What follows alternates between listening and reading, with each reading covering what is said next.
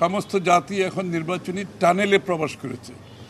আমরা সবাই নির্বাচনের দিকে এগিয়ে যাচ্ছি, গণতন্ত্র পুনরুদ্ধার, গণতন্ত্রকে প্রাতিষ্ঠানিক রূপ দেওয়ার জন্য এবং বাংলাদেশের জনগণের রাজনৈতিক, সাংবিধানিক, গণতান্ত্রিক অধিকার প্রতিষ্ঠিত করার জন্য এবং একটি নতুন বাংলাদেশ গড়ার শপথ নিয়ে আমরা সবাই ঐক্যবদ্ধভাবে এগিয়ে যাচ্ছি। যতবারই নির্বাচন ঘোষিত হয়, নির্বাচনের ডেট, নির্বাচনে মনোনয়ন দাখিলের তারিখ, বাছাই করার তারিখ, নির্বাচনের দিনক্ষণ সবগুলো একটা শিডিউল দেওয়া হয়। সুতরাং সেটা নির্বাচনের এত আগে কোনো সময় দেওয়া হয় না, একটা নির্বাচনের কাছাকাছি সময়ে দেওয়া হয়। সব নির্বাচনে কিন্তু একই অবস্থা।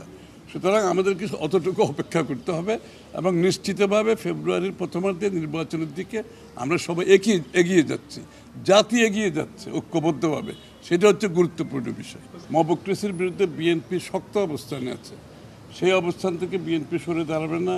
বিএনপি বাংলাদেশের সহনশীল, পরস্পরের সম্মানবোধের রাজনীতি প্রতিষ্ঠিত করার জন্য অঙ্গীকারবদ্ধ। এখান থেকে সরার কোনো সুযোগ নাই।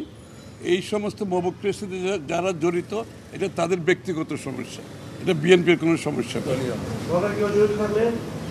দলের কেউ জড়িত বিচার তার নিজের গতি বেছে নেবে। এখানে তো বিচার তো কারোর জন্য বিচার থাকবে, কারোর জন্য বিচার থাকবে না, সেটা তো আমার মনে হয় না। যারা আইনের শাসনে বিশ্বাস করে তারা সেটা কোনোদিনও বলবে না।